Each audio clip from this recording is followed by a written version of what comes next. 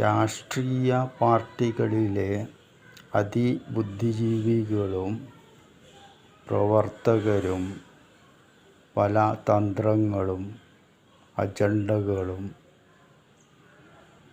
കണ്ടെത്തി പ്രാവർത്തികമാക്കും. എന്നാൽ ഇതിനെല്ലാം അപ്പുറം ചിലപ്പോൾ ഇതിനെയെല്ലാം മറികടക്കുന്ന തന്ത്രങ്ങൾ ഓരോ വ്യക്തികൾക്കും ഉണ്ടാകും.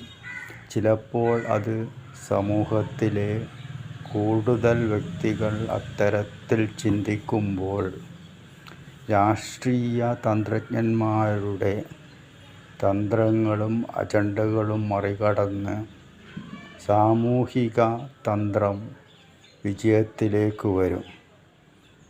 ഇത് പൊതുവായ ഒരു നീക്കത്തിലേക്ക് കടക്കുമ്പോഴാണ് രാഷ്ട്രീയ പാർട്ടി നേതൃത്വങ്ങൾ ജനങ്ങളുടെ മുന്നിൽ പരാജയപ്പെടുകയും സമൂഹം മുകളിൽ വരികയും ചെയ്യുക. ഇത് സ്വാഭാവികമായ ഒരു കാര്യമാണ്.